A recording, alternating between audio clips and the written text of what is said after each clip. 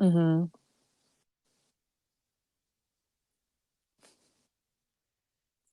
It's those wind turbines.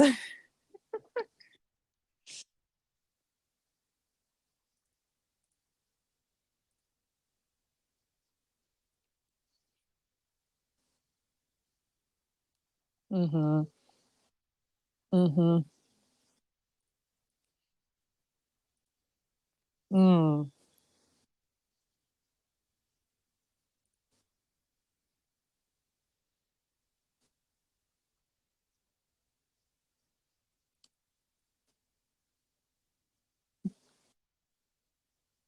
Mm-hmm. Yeah. Dave in YouTube says that they can hear me, but not you.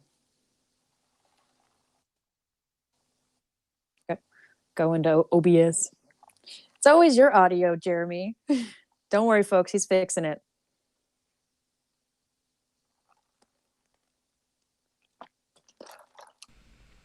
It's always something. Yep. Let's see here. Yeti. There we go. See, that's why we just BS for the first like 3 minutes. You guys didn't need to hear any of that. Mm-hmm. Nothing was any. I would just be trash talking California anyway, so don't worry about it. You didn't miss anything spectacular. Oh yeah, it was great. But I think the techno gods are smiling upon us today. We're not going to get any dropped frames. Everything looks good there. Green across the board as far as I can see. So I think Susan has got other things to do today than watch us, which is good news. Mm-hmm. We got Dave, Josiah, CT, Anthony. Thanks for that, Anthony. And all right, so you guys can see from the name of the title tonight, The Great Unmasking, which is what I'm going to be calling it, deeming it, has begun. That's going to be the main topic of conversation here. And there's some other stuff that I do want to talk about, which is California is in the news for its budget surplus, and that alone should be shocking. You should be wondering to yourself, how does California have a budget surplus? Well, we'll go over that. You're probably just as confused as I was, Delaney. I mean, can you think of any reason why California would have a surplus? Not really, but I'm down to listen to see what they say. Yeah, no, I had no idea either. And they've admitted that the state is too dirty, which I thought was hilarious because that's one of the reasons I left. They're basically just coming out at this point and saying, you know what, it's just too dirty for us, and we're going to spend millions of dollars cleaning it up. So maybe you get lucky, Delaney, and you get some kind of a art installation near your house or something, beautification.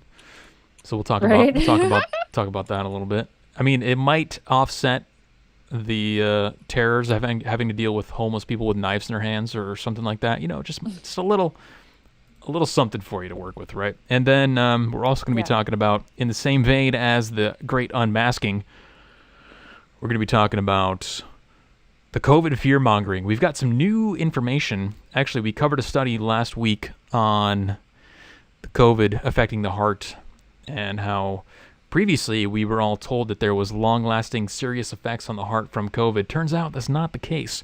We're going to look at a couple other instances where COVID fear-mongering has been spread in order to facilitate the compliance that we are now seeing with the Great Unmasking. That we've built up this compliance level to where people don't want to give up the mask. But people, we are going to be giving up the mask, and we are now... Hell yeah. We have now begun the Great Unmasking. Let's jump into the intro and get started. Let's go. And intro is rolling on YouTube. For those of you listening on stereo, we are also simultaneously streaming video on youtube.com/weeklynarrative. If you prefer to watch, if you're more of a visual person there, you can see the articles and things we're going to be talking about. So check that out, youtube.com/weeklynarrative. As always, we do appreciate questions, and debate, disagreement is highly appreciated.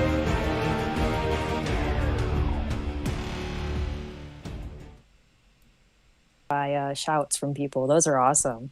Now, I'm not 100% sure if my mic was playing over that video. If it was, then you know what? it's a multi-million-dollar studio, and when you have to control it by yourself, there's a lot going on here. So it can get a little complex. That's all I'm trying to say. Let's take a look at California first. We'll warm up to the mask stuff because that's kind of the crescendo of the topics for today, right? I was stumbling across some very strange articles about California and how they have a budget surplus, but more importantly, what they actually want to spend this money on. So, Delaney, you're still in California. As I'm pulling up these articles, Yes. tell me, I'm no longer in California. Tell me if you had if you had like $100 billion in the surplus, knowing you have a very good understanding of California's issues. I mean, you've been there longer than I have. You've been there your whole life. Yep. What would be some priorities in your mind where you would allocate some of that money to, do you think? Definitely towards our roads and highways, probably forest management for sure. Definitely our power system and our power lines, because a lot of the forest fires that have happened over the last few years have been caused because of poor management of that. So and the reason that like they haven't gotten fixed is because of money and budget problems and not being able to get people out there to fix it. Maybe like try to give some money to help homeless people, but I don't think giving them money is a real solution. I think giving them jobs and giving them opportunity is one of the bigger things that they need. Maybe also investing, not even investing, but maybe putting more schools and colleges out there, because it's been a while since California has created a university. So maybe get some like a decent school, not just like a piece of crap school. You're with saying all these, University of California is not sufficient?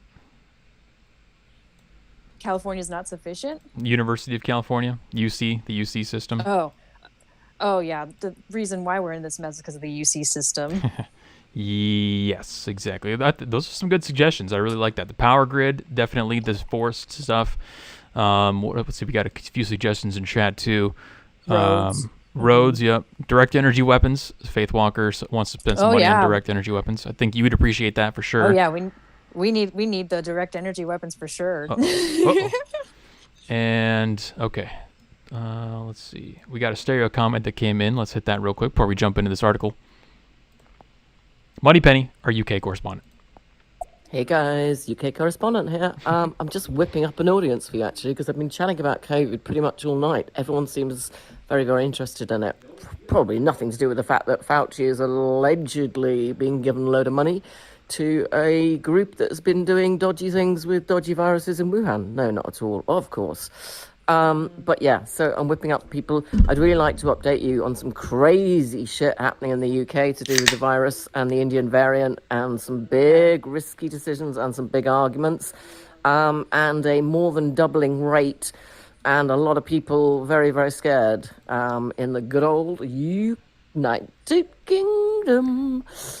Okay, you're looking fine, by the way, on YouTube, both of you, but particularly the degenerate lesbian. Oh, I look better today than I have in the past. I'm not See how it is. pajamas today for you, Moneypenny. See how it is. Okay, that's fine. That's fine. Well, that's why we have her on here. She is the eye candy. She's the looks. I'm the brains. Yes. Yeah. And also, Moneypenny, when we get to COVID, we'll let you know so you can give us the update later. Yeah, but right now, we're talking shit about California. We're going to trash talk California, but then the rest of the show is all about masks and some new information on the studies. So, yeah, definitely hit us up on that. Sorry, I forgot to crack open my cream soda, Dr. Pepper with 0 sugar, by the way. Totally not sponsored, but if you guys want to sponsor me, just send me an email, because I would definitely appreciate that. California has a staggering $75 billion budget surplus. Are you guys seeing this? I don't understand. Let's take a look into this and see if we can't figure out what actually happened here. Any guesses in chat as to how this money came about? Drop them in the chat before we get to the actual explanation. Why does this keep... Okay, I need to move this. Hold on. Please hold. There we go. Okay. I want you guys to keep seeing me switch between screens. There we go. There we go. This is a new setup, right? New setup in Houston. I'm still getting used to it. Cut me some slack. I got 18 windows open. It's okay, Jeremy. we know you're the techno god, and you just got to work out those kinks. It's not always perfect. California expects a staggering $75 billion surplus despite a year of pandemic closures, an amount that surpasses most states' annual spending and prompted Governor Newsom on Monday to propose sending cash back to residents as he faces a recall election. How about that? Was that a coincidence that he's facing a recall election and he wants to give stimulus? So they're doing a California stimulus package, which I'm technically still a resident of California, so I might get, but I'm probably above the income requirement anyway, so my money's going to be redistributed, which I don't appreciate. But hey, if you want to buy people's votes, all you literally have to do is give them their own money back to them, and then they'll think that they're getting, they're getting something, a gift of some kind. California's coffers are bulging thanks to high-flying Silicon Valley. Surging stock market and large share of professionals who were able to continue working remotely during COVID-19. So Silicon Valley is where they're getting all this revenue from. So those businesses that are still here, by the way, that's I think there's an interesting thing in this article that's in the subtext that they don't write, but you have to realize that those companies are slowly leaving California, right? So we've already seen a lot of companies moving to Texas, including SpaceX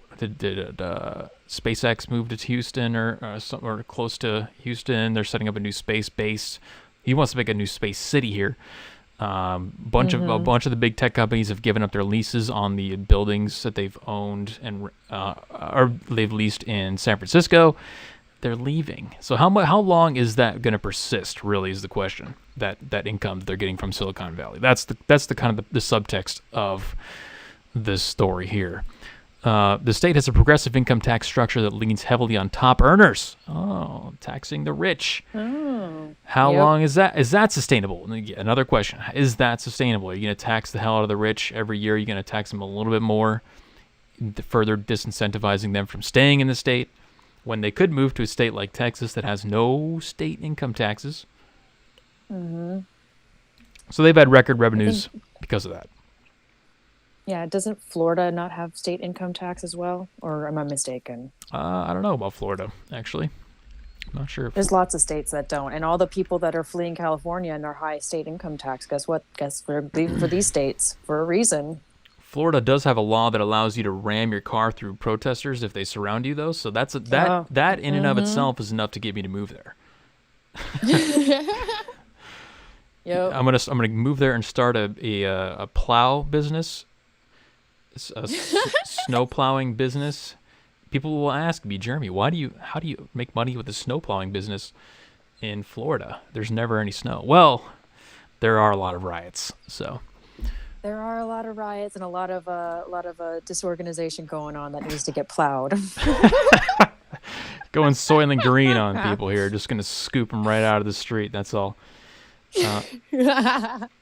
So I had to give you a little background on where this surplus came from California. It's to talk about how they're going to spend this money. And this is what I really wanted to talk about. So because they're talking about how California is too damn dirty. They're actually coming out and admitting it now. And if you've been in any of the major cities in California, including Sacramento, which used to be, as far as I know, the kind of like the cleanest, the most conservative big city. Yep. Big city. I mean, it's not even really a big city, but still, out of all the cities in California, that was the cleanest, and that is no longer the case. Literally on the last night that I was there before I left, I think the city knew that I was leaving, so they gave me a grand finale of a black lady. She was obese. She was in the intersection right outside my apartment at about 10 o'clock at night, screaming, probably on PCP or meth or something like that. She ripped off all of her clothes, completely naked, right in the middle of one of the busiest intersections, in the entire city, and then proceeded to start chasing people and throwing objects into the windows of the 7-Eleven that was nearby. So that was great. What a show, Jeremy! What a show! Like I said, grand finale. I appreciated it. So I'm not going to discount the entertainment value in that. That was your last hurrah, was that lady. That was awesome. Yep, exactly. So they literally came out and said, state leadership came out and said that the state is too damn dirty. and they're finally admitting it. It's been this way for a long time, but it's expanded beyond San Francisco. So this is from MSN.com from CBS San Francisco Bay Area. Newsom budget targets cleanup California. The state's too damn dirty. We already knew that in places like San Francisco, they were paying, there are people on salary for the city that strictly all they do all day long is clean up human feces off of public places. So that's kind of what they're referring to with this. I'm sure the feces crew is going to get a little boost in their employment from this $268 billion state budget that he's proposing. Continuing on here, it says Governor Newsom's proposed $268 billion state budget will help fund an effort to clean it up. Quote, the state's too damn dirty, Newsom said. Newsom himself said it, that's right. During his presentation of the state budget proposal. You look under those Caltran overpasses, you see the mattresses, you see all kinds of things that have been dumped there illegally. We've seen a huge increase in the amount of illegal dumping over the course of the last year. And as I was leaving California, this was a brand new development.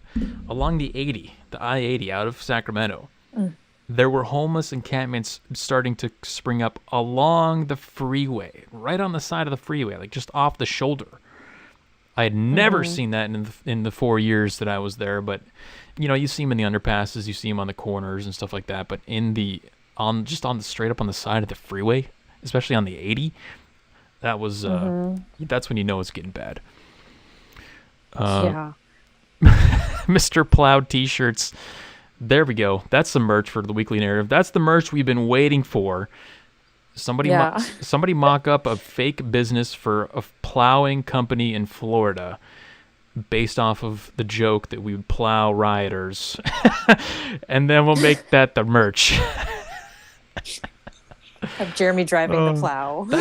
That's pretty good. That's pretty good, actually. That's a really good idea. That's hilarious.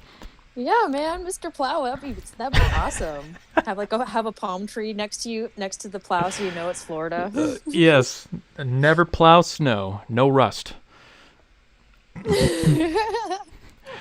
Part of the budget, if the legislature approves it, is $1.5 billion to clean up and for the beautification of the state. The money will be used to remove more than 1 million cubic yards, or 17,000 tons, of litter on highways and local streets.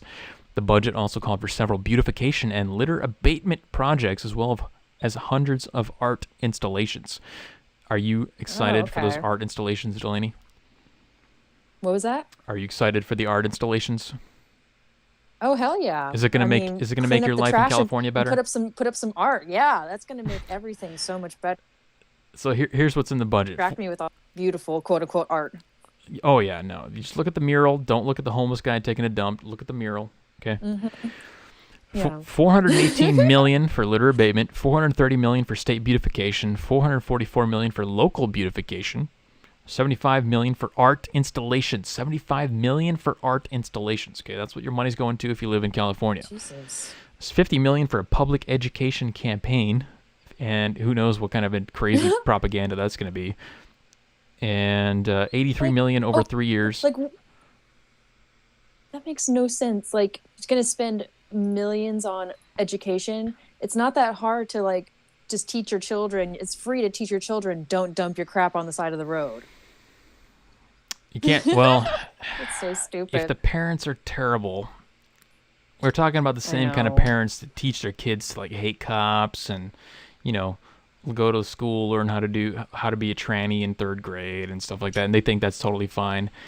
Do they care about littering on the freeways? $83 million over 3 years. If they did, they'd get out and take care of it. That's a good point, actually. Why don't they just go out and clean it up themselves? But they don't.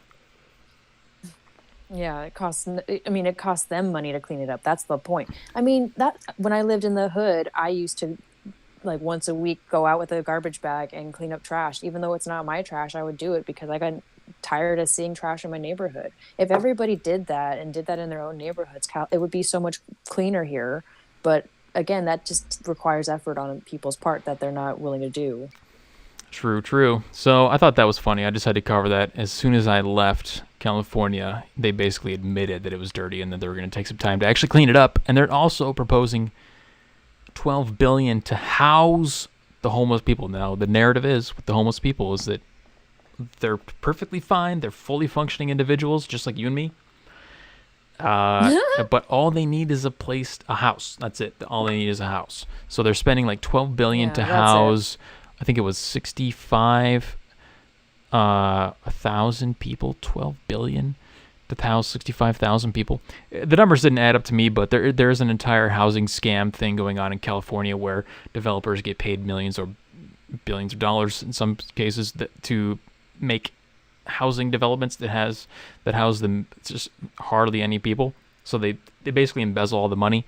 I'm sure this is going to be a massive source of embezzlement for those companies too. If you're a contractor in California, it's bull season, baby, bull run. It has arrived. Right. I remember we talked about this a couple weeks ago. It's like if we gave all of these homeless people houses, if we like bought every single one a house, like just a 2-bedroom, like nice little condo, do you really think that they would like upkeep it and pay their mortgage and do everything that they need to do and like make sure their house is still functioning? Oh, no, yeah. like these people need more than just a place to live. Most of them need mental help, drug counseling, and a job and a purpose in life, schooling, something. But just buying them a house or giving them a place to live is just a Band-Aid on the real problem. I saw a great video on Twitter. It was, have you been paying attention to, what's that beach in outside of San Diego, or the famous California beach, that everyone goes to, that had Muscle Beach on it and all that? Do you know what I'm talking about? Venice Beach. Yes. Yeah, thank you. Venice Beach. We talked about Venice Beach previously, but there's a video. Venice Beach has been completely overtaken by homeless people. There's a hilarious video of somebody recording what was like a Mad Max gang fight. People were beating each other with sticks. It looked like for a couple minutes they were trying to have a negotiation over, the dead rat that they found, like who gets the legs and who gets to eat the head or something. And then they broke out into a full-on brawl with sticks, and the subtitle was basically, yeah, all these people need are houses, and then they'll be perfectly fine. Like, that's not how that works.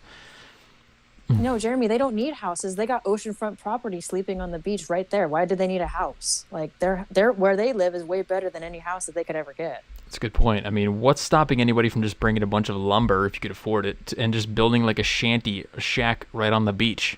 Like a little hut or something. Get one of those prefab sheds from Home Depot and just go set up on the beach. No one's gonna tell you to do anything. Anthony in YouTube chat says tiny homes for the homeless is California's new normal. Yes, absolutely. Yeah. Yes, it is. The tiny home thing is gonna explode, and that's gonna be a huge money sink too. Anthony also said previously, just call the homeless people living art.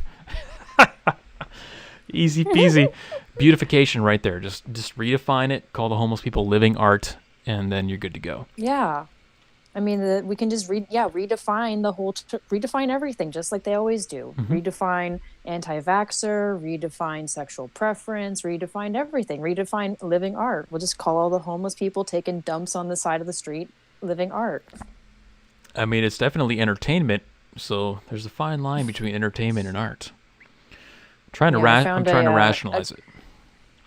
I found an account on Instagram. It's like called Street People of Los Angeles, and all this account is just dedicated towards is just filming and posting videos of all of the living art in Los Angeles.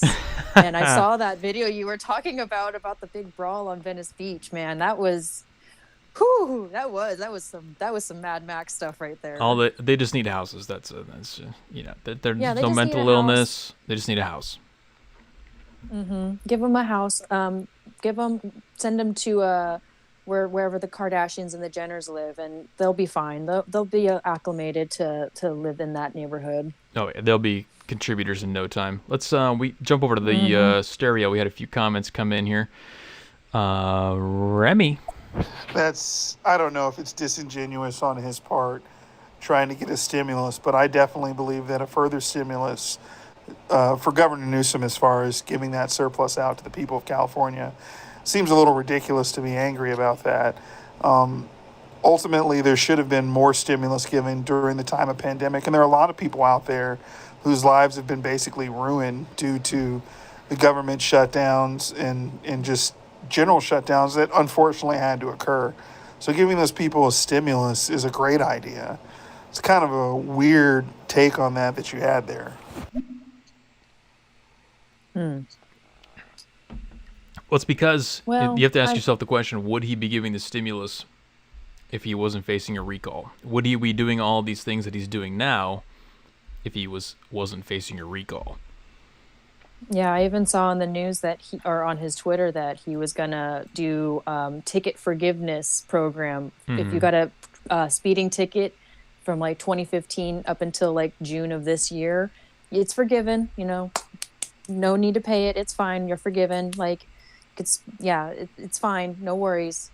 I'm like, okay, like, is he doing this because, like, people are, not able to pay their tickets sometimes, but is he really actually genuine about it? Or is he just doing it because he's, like, again, facing recall and is trying to save face and trying to not get Caitlyn Jenner elected as California governor? Yeah, I'm not saying stimulus is a good or bad thing. I'm not making any judgment on the stimulus. We're just pointing out the coincidence of the timing of a stimulus with his recall. Of course, like nobody's complaining about the stimulus. Like, I'm glad that he finally did it, but it's like we said, it's just the timing of it just seems a little fishy. Mike. Okay, there's two things about California and taxes. Jerry Brown has special accountants that for years have been showing surpluses in California's tax coffers. They manipulate the numbers. It's never actual. We never have a surplus. It's all bullshit. But they like to report it, and of course, in lockstep, our news reporters will give them the benefit of the doubt. So there's that. And if you want to improve California, the two main things that need to be taken care of are power, or three, excuse me. Power. We're underpowered ever since the whole Enron thing, the forestry, and water. We need more reservoirs, and we need better water management, and we're not going to get it. Yeah, of course not. Lake Folsom, which is right outside Sacramento, was at like all-time lows, and they're actually telling people to I don't know, they didn't say like don't drink the water, but they told people to cut down on their usage because it's basically they're in trouble. You're not even supposed to live there. All the water is artificial anyway, so yeah, you need some more water storage. Because I think you get like you get two rainy days out of the year in Sacramento. It's terrible. Well, yeah, and I mean, normally like this last winter, because our winters are usually pretty like rainy, and this last winter we had like a couple weeks of rain, but I guess that did not do. So, and our snow isn't even melted yet either. So I don't know. Maybe we'll see a little bit more lakes filled when the snow melts. This guy's got the best username in the YouTube chat. His name is Women's Rights Was a Mistake. He says F for California. Yes, F for California. The reason we talk about California, folks. But the reason we talk about California, I know nobody. I don't think anybody in chat lives in California, but the reason we talk about it is because it's the canary in the coal mine. Okay, for the rest of the country, it's basically like a mini America. So we're just kind of keeping track. We got to keep our tabs on it. Can't let it get out of our peripheral vision because we need to know what's going on because they're going to try to implement what's going on in California in the rest of the country. That's why we have to talk about California. Zach has a comment in stereo. Hello. How are you? What's up, Zach? You seem really young, Zach. Welcome. Yeah, is there an age limit on this app?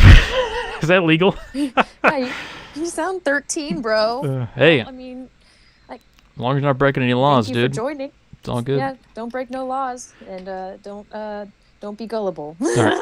One more comment from stereo from DJ Cheesus, and then we're gonna move on to the COVID. You know what you could do if you live out here in Portland? Smoke your rent, live in a tent. Hell yeah. That's awesome. That's probably what most people are doing in Portland, yeah.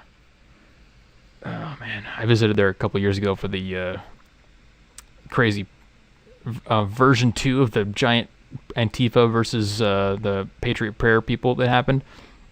That place was... Oh man, what an asshole that was. Yeah. I can't imagine how bad it is now. It's been a long time since I'd been to Portland. The last time I went to Portland, I was a child, and it seemed awesome to me. But that was like a decade ago. So I'm sure it's changed a lot over the last decade, and I know it has because I've seen videos. And one of the YouTubers that I follow, he lives in Portland, and he videos all of the Antifa stuff that goes on, and he gets like beat up and harassed and doxxed by them. Oh, what's up, Kizza? He says, sorry I'm late watching Demolition Man. You know what? That is the only valid excuse you could have for being late to the stream is if you're watching Demolition Man. Specifically that movie, no other movie, just Demolition Man. Because that movie's amazing. Watch it every day. Required watching. Okay, we got one more comment. For the stereo people, by the way, since we're starting to get some more people on here, we are simultaneously live streaming on youtube.com/weeklynarrative if you'd prefer to watch. If you're one of the more visual people, we are streaming there. Let's hit this comment from Annie, and then we'll go to the COVID stuff. Get vaccinated. Yeah, we get to move around the country again. No, thank you. One more. There is no Antifa. Antifa is not real. No, there is no Antifa. It's totally fabricated, made up.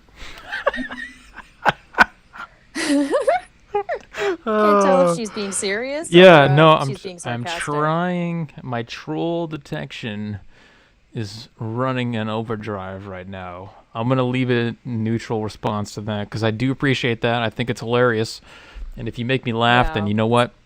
I love it. Yeah, thumbs up for you because that was funny. Okay, let's get on to the COVID stuff since that is the title of the stereo stream, so everyone's listening on stereo like, when's he gonna talk about COVID? The great unmasking has begun, folks, and people are not happy about it. I want to see what Annie has to say about this because you can tell she has valuable input on this topic. I want to definitely get her opinion on the fact that retailers are now starting to remove their mask restrictions based on the CDC's mask guidelines. So for those who have been not paying attention in the past couple days, Oh, okay. No, we just got kicked off of stereo. Please hold while we reconnect Delaney to the... Hear me. Yep. I can hear you. Stereo shut me down. Yep, no, we got kicked off stereo. Hold on. Let me try it. Oh, man. Annie was not happy. Stereo sent me to somebody else. I think they shut us down. No, I got disabled for 24 hours. Wow. We barely started talking about the coop and they came after us. Oh man, that's funny. Wow, wow. That's okay. Pretty incredible. Sorry, it's just so funny. Okay. Wow. It's probably deleted too, man. It's Man. Let's see. It says please refer to section 7, spam imposter accounts solicitation, to learn what content is allowed on stereo. So I bet it's the same soy boy that was watching us that one time. Their threshold for automatic banning is very low. It must be like 3 people. If 3 people report you, then it's just like, you're gone. Wow. That's amazing. All right. Anyway, that was funny. Let's continue on and hope that guy doesn't report us on YouTube either. Right? Yeah. That's that was that. Oh my gosh, that's nuts. We barely started talking about it, and they shut us down. Wow. Maybe a stereo moderator or something is watching. Oh, he's about to talk about COVID. Get him. Shut him down. You heard us talk about the great unmasking, and now they're like, nope, don't talk about it. Don't talk about it. We don't want people to know that companies are okay with unmasking. Yeah, you know that guy's wearing a mask in public. This is from the New York Times. Okay, so this is a totally credible leftist source. They love this source. It's not me saying this. It's New York Times. So let's jump into it. Oh, I got to go down here. Retailers, including Costco, Publix, Starbucks, Trader Joe's, Walmart, I think there was a few other ones, CVS, are removing their mask requirements. And to be honest with you, the only place that I was ever wearing a mask anyway was in Costco, because they were actually pretty Nazi-ish about it. But I was getting away with not wearing the mask anywhere else. So now I don't get to have to wear a mask anywhere, and I'm really happy about that. COVID live updates. Major U.S. retailers drop mask requirements. A growing number of major retailers are lifting mask requirements for those who are fully inoculated after new federal guidance, largely moving to an honor system in which they trust that only the vaccinated people will bear their faces. And this is where it gets interesting, because everyone on Twitter, and Annie is having a meltdown right now. Her veins are popping out of her head because she's scared to death. She doesn't understand how these stores can keep people from lying about being vaccinated. So that's what the meltdown is right now. They're basically begging for vaccine passports at this time, and I'm trying to figure out what the play is here. I don't know. I haven't had enough time to think about this, because this kind of just happened, but I don't know what the play is. Is it to encourage their militant mask followers to demand vaccine passports? Is that what they're going to try to do? Because that's the only way that they're going to, get you to actually validate that you're vaccinated before you go into the stores. So, I don't know. I mean, there's that take, but honestly, I think a lot of I know for a fact that there's been a lot of people like just berating Costco about the mask mandates. So maybe they're just trying to get these customers that say they're never going to shop there again until they lift the mask mandates to come back, because, they like money. They don't want people to, not come to their store. Same thing with like Starbucks and all these other places. Like if I see a sign outside of a store and I walk in and they still are Nazi about me not wearing a mask, I'll just walk out. I'm like, you don't want my money? Okay, bye. Like I'm not going to give you my money. But if I walk in, they have a sign that says wear a mask and I'm not wearing a mask and they don't say anything, I'll give them my money. I just think a lot of these companies are just trying to like open back up a little bit more. And plus here in California, I think Governor Newsom announced that the mask mandates are going to be lifted in like June. So maybe there's a little bit of that going on. I don't know. It's hard to say what the hell like is going through these people's head unless we're like on the board of directors for them. This is what's great, is because this is directly in line with what I've been saying for the past, 3-4 weeks. Because with the vaccine passport thing, you guys know, because we've been talking about it constantly, that I was not worried about the vaccine passports. Why? Because capitalism will defeat the vaccine passports. And here's why capitalism will defeat the vaccine passports. Say you have to, and also the mask thing in this particular case. Say you need to go to the store to buy, a new lamp or something like that. Whatever. It's just some small thing. And you have a Walmart here and then a Target here. The Walmart doesn't require you to wear a mask on the inside. The Target still does. Target actually still does have the mask mandates on, even though I was just in a Target 2 days ago with no mask. Maybe it's just a Texas Target thing.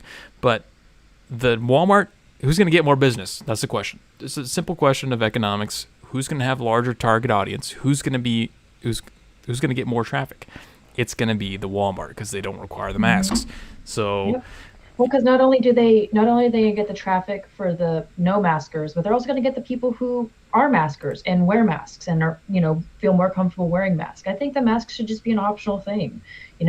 Don't require it, but say like if you want to wear it, that's fine. But don't make it like be a Nazi about it and be like, yo, you have to, otherwise you can't come in here. We will not accept your green money and your credit cards if you aren't wearing a mask. That's just stupid. That's just stupidity for capitalism. Like, why would you not want somebody's money just because they're not wearing a face diaper? That makes no sense. Well, it's also authoritarian to try and say that you want to impose your will upon other people. That's what people are saying, now in reaction to this mask mandates, the mask requirements being lifted is, I forgot where I was going to go with that. It's authoritarian because they don't feel safe. That's the moral of the story. They don't feel safe, and instead of them opting out of going to the Walmart where there might be somebody that could potentially expose them, they want to change everybody else's behavior, change the rest of society's behavior, not them. And that's basically what authoritarianism is, right? You're going to the centralized authority and you're telling them to enact your will upon all the other people. And we talked about, multiple times, every chance we get to tell you guys and point out an example of how the left loves to be authoritarian, we're going to take it. And this is yet just another example of that. So now we're getting, we're going to see boycotts, of course. I'm already seeing that on Twitter. People are saying, I'm not going to shop at any of these places anymore. And, we're talking about Costco and Walmart and Trader Joe's. Like, what are you where are you gonna buy food? Well, just looking at the replies to this New York Times article on Twitter is hilarious. Like, these people are just so just delusional. They're like, are the employees not vaccinated? Americans have no honor when it comes to the collective good, a pointless act. They're just like, why are you mad? Like, if you want to wear the mask, wear the mask. Like, don't tell me that I have to wear the mask. Yeah, let's pull that up right now. Actually, I've got some of the Twitter comments on here, and that's why I linked this, because I wanted to show you guys some of these replies. These are really good. Now, remember, Twitter for these people is real life. So when you see somebody wearing a mask, like when I get accosted in the bar for some guy says, "Hey, where's your mask?" That same guy is on Twitter. This is him. This is what he would say. Okay, so this is real stuff. Here's one. Nanny says, "A great reason to boycott these shops. This is insanity at its worst. When the vaccinated die, and they will try to blame the unvaccinated. But if it works, why fear? What's the point of having it if you don't trust it?" Okay, so maybe I misinterpreted that guy's initial messaging. Let's see. "I will not be shopping in any of these stores. This is horrifying." And of course, this is from, now keep note, this is mostly from women, okay? Because we know that women are, obsessed with safety, obsessed with... the greater good. Also that, yeah. If we were to note, we only have 1/3 of the USA vaccinated, not 2/3. I would understand if we were at 2/3. This is not cool. This is a horrible policy change. The same people who attacked your employees because of mask policies are the ones who are refusing to get vaccinated. They have no regard for others. And I liked a few really good ones, highlights here. Let me go to those. "As a fully vaccinated cashier at one of these stores, I will be double masking now, so I can continue to make minimum wage and scrape by to pay my bills." Oh my God! Wow. Cammy, who has Cammy Wants to Eat the Rich is her username, says, "Absolutely no one is going to be honest when it comes to their vaccine status. We need vaccine passports, man. Come on." And that was one of the comments that got me thinking, because this seems too good to be true. Does this not seem too good to be true to you?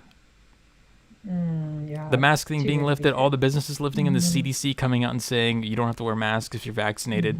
But there's no catch. Like, I'm waiting for the catch. Is it going to be a vaccine passport? That's kind of, what I'm expecting at this point, something along those lines, where these people, like Cammy, who wants to eat the rich, she's going to demand vaccine passports until she goes out in public. She's going to hole up in her bathroom with all of her cats and not go out in public until there are vaccine passports, so she can verify that you have your vaccination. You get what I'm saying? Yeah, wow. Oh wow, yeah, I'm reading the comments too. They're just so stupid. Like, these people are just melting down on Twitter. It's hilarious. Like, I don't think these people realize that us just looking in to what's on their brains and what's on their minds, and they're putting it out on the public sphere like this. We got a couple. Very, very telling. There's a couple of ideas in chat here, YouTube chat. Simon says that they are trying to set the vaxxed and the unmasked against the non-vaxxed, the wearing masks, because now the non-vaxxed have to wear masks to protect against the spike protein from the vaxxed. Jesus, that's like 2 layers deeper than I even thought. So you're saying they're protecting themselves from people who are vaccinated. That's interesting. Okay. Dari says the catch is to help Biden's economy recover. And that is probably the most likely explanation that I'm willing to go with. Because if you guys saw the jobs numbers and stuff that came out recently, you know it wasn't good. Nothing is really going well for Biden right now. I mean, we've got a gas crisis, we've got a border crisis, we've got a Middle East crisis, we've got cybersecurity crisis. You name it. We've got a jobs crisis. But don't you know, Jeremy, that's all Trump's fault. Biden inherited all the stuff from Trump. You know, everything was terrible when Trump was in office. You know, lowest unemployment, no conflicts in the Middle East, no starting new wars, energy independence. You know, socially we were getting stronger. But then once Biden came in, it all just it was just so bad, and it just all came flooding down because of Trump. It's all Trump's fault. Just blame it on Trump. No, I think that's the obvious plays. That's what they'll try to do. But let's see. Oh, Pimp My Sniper says, can't believe you just got banned off stereo. These social media companies have stopped even hiding their censorship now. Absolute joke. Yeah. Well, the funny thing is we didn't even... Here's the thing about that. I'm not going to imply any kind of malicious intent on the part of the company because it's a newer app and it's pretty obvious that they just have some low threshold algorithm that bans people based on how many reports you get. So 2 people reported me, that retard from last week, and then Annie obviously had a meltdown because I didn't get triggered by her comments. They hate that, by the way. That's why I do that. I laugh because they hate that funny. The most. If you react to it, that's what they want. So don't ever react. She got triggered. She reported me. That I got 2 reports on the stereo, and then I got banned instantly from just the algorithm. It's not. It's just it's a new thing. But you're in general, yeah, you're correct. They definitely don't want this kind of stuff on in the public. Kizza with the £5 super chat says, so Jeremy and Delaney, when will I become a guest on your show? Well, you know what, Kizza, I was just thinking about that today because stereo, if we can keep using it, is going to be adding features so that we can have more people in the discussion instead of just 2. It's becoming like a Clubhouse thing. So where you can have multiple people in the same chat room, and we can actually get, if anybody wanted to come on from the YouTube chat, we can get them on there too. But we may be able to work out like a StreamYards thing as well because we do utilize that for the video. But you don't use video anyway, so... Yeah, and I was going to say we need to thank Dave MCL for this $5 super chat as well. He said, I refuse to sponsor you. Oh, I missed it. Oh, man, sorry, Dave. I missed that. Yeah, sorry, Dave. We love you. Appreciate that, Dave. Let's see here. How about a vaxxed chip in your hand in order to go in a store and complete a transaction? Says Simon. Yeah, well, this is what we have to do. The low IQ reaction to this is to say, "Whoa, oh my God, I can't believe they're lifting the mandates," or "Yeah, I'm so happy I get to go into Costco." No, those are the 2 sides to the low IQ coin. Okay, yeah, I'm happy, I'm celebrating because I get to go to Costco with no mask. But you gotta think in the back of your head, what is the long play on this? It's not like they just all of a sudden stopped playing the chess. You know what I'm saying? So you gotta think about what the long play is and try to anticipate it. So that's where my mindset's at right now anyway. Let's see. Josh says, the silent majority seem to have been allowing the vocal minority to run amok for so long now. You know what's funny about that is that one of these comments actually on the Twitter said that the mask mandates being lifted was a result of the loud majority getting their way.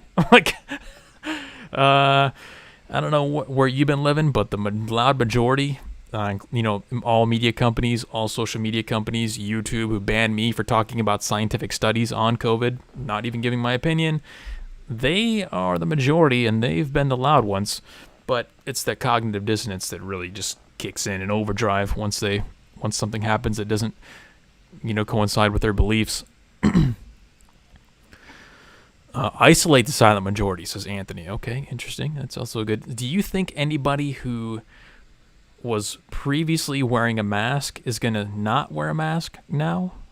Or do you think it's been so politicized? Because we're also seeing on Twitter guys like David Hogg, that kid that was in the shooting in Florida. He came out and said, "I'm not going to wear a mask because I don't want people to think I'm a Republican." There's been a lot of that going on. Not every Republican is not wearing a mask. I know people that are just fed up with having to wear a mask and they're not Republicans. Some people are just really tired of wearing the mask, and especially if they're vaccinated. Like, what's the point of getting the vaccination if you still have to wear a mask, or you feel obligated to still wear a mask? Like, I don't like. It seems like a waste of a vaccine if you still feel like you need to wear a mask when you've got the vaccine. You've got the coof.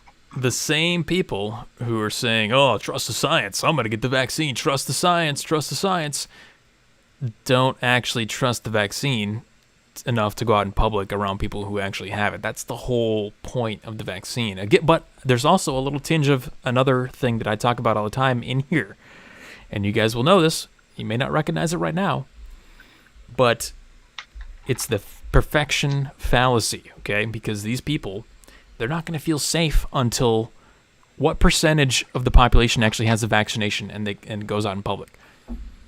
75%? 80%? No. Nope. 90? No. They will not feel safe until 100%. We all know that, right? Because again, the perfection fallacy, they live in a black and white world where perfection is possible. So we're going to see that also with this. The narrative is going to become herd immunity means 100% of people being vaccinated, which is not what herd immunity means, by the way. I know they've changed the definition of that too. So they're just going around changing it all, man. Hey, Moneypenny, we got kicked off of stereo again for 24 hours. I saw you invited me to a chat, but yeah, that's how that works. Yeah, we should do. So now that Kizza's on stereo, we should do a America and UK, because Kizza's from the UK as well, Miss Moneypenny. So we could do like an America and a UK correspondence on stereo, since we can do 5. Once the new version comes out, we'll get some. Once the new version comes out, we'll get some guests on there. Athenian, what's up, Athenian? Welcome. Have you seen a lot? She says, have seen a lot of people who got vaccinated start to wake up. One was wearing a mask that said "End CCP."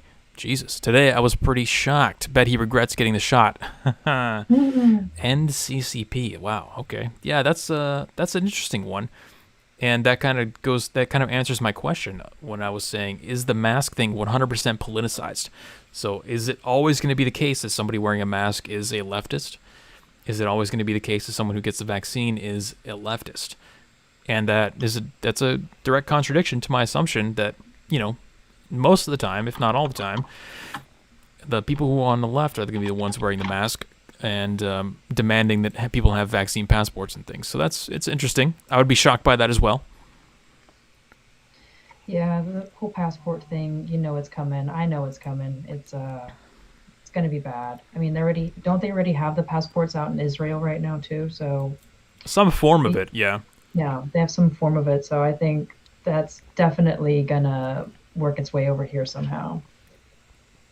Moneypenny says, on the UK roadmap, masks will disappear completely on June 21st. However, very unlikely now if Indian variant continues. Yeah, so the Indian variant, still have yet to see any information on whether or not that's going to start spreading in America. I know we were a little slow on closing the transportation air-wise to and from India, but strangely, like the other variants, haven't heard any major spread with that. Here's another funny comment here. This is not a good idea at all. Vaccines aren't 100% effective, and how can you rely on an honor system? I am fully vaccinated, but won't stop using masks this soon. It's a bit early to let our guard down. I thought that was funny because remember what the motto used to be? 14 days to slow the curve. Now it's 14 months later, and this person is still saying, I won't stop using masks this soon. It's too early to let our guard down. These guys are acting like Walmart, Costco, Starbucks, all these companies that are saying like you will do the honor system, you don't have to wear your mask. They're acting like these companies are forcing you to not wear the mask while you're in their business. If you still want to wear the mask, go for it. Like, nobody's stopping you. Thank you. That brings up a subject that I wanted to talk about, and that is, it's a good segue into the next topic, which is the COVID fearmongering. Okay, the fear-mongering is why these people are in the state that they are in right now, where you would say something like this. You would say, it's too early 14 months later. Or we're now like basically 15 months later, or somewhere around there. It's too early after 14 days to slow the curve, because they have been pummeled with fear-mongering for the last year straight. That's what gets them in this state. It's basically a permanent state of, pathological compliance, where and again, this is a woman. That's why I pulled up a profile picture, because I had to confirm that it was a woman. Again, and women have to worship the god of safety. They need to feel safe over everything else. That's the highest priority. And that's not a sexist statement. It's not a generalization. It's science, scientific data. Okay. Not my opinion, just a fact. And they're playing off of that. And some of the things that we've seen over the last year are things like, do you guys remember in chat when we were talking about masks and their effectiveness early on, and then we established that the mask doesn't protect you. The mask is for protecting everybody else by stopping the spread of particles from your mouth outwards. It doesn't filter anything coming in, because it's not a medical 99% of masks aren't medical grade filters. They're just cloth masks that slow the spread of water particles coming out of your mouth. There was a point in time where we well understood the fact that masks were not for protecting you, they were for protecting other people in your environment from you. But now that has completely gone by the wayside.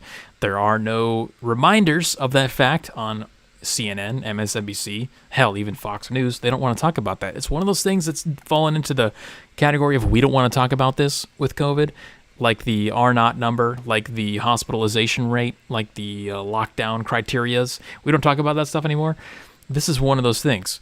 This girl right here has been fear-mongered and brainwashed so hard that she forgot that the mask doesn't protect you at all from anything. When you go into these environments that have COVID just floating around in the air, which we've already talked about based on the studies, it's mostly based on the amount of time that you're in an environment and how saturated the air becomes with the virus. It's not about like direct transmission, you're spitting in somebody's face. The mask doesn't filter any of that coming in. The mask isn't going to help you from inhaling like the COVID when you go into a Walmart that's saturated. But she thinks it is. The people who are saying, I'm going to keep wearing a mask when I go into Walmart or Costco. I don't care because I don't feel safe. They forgot that, or they've been lied to. Now, I'm going to take the generous approach and say that they forgot.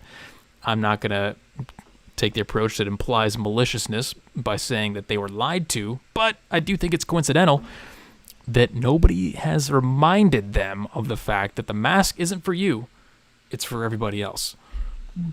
I was just about to say that, Jeremy. I've talked to several people that still wear masks, and they're like, I'm not doing it to protect me, I'm doing it to protect everybody else.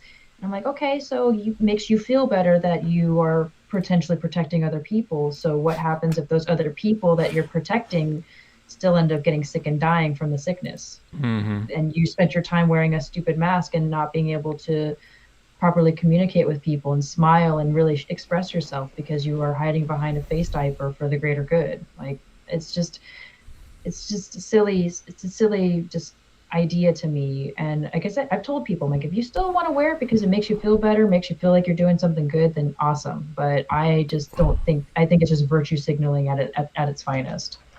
Well, there's a lot of interesting pathologies coming out of that. When I say pathologies, I mean like mental illnesses that are arising out of this. And you can see people start to admit this now in response to the mask mandates being lifted. You can see people saying things like, I feel safe in my mask.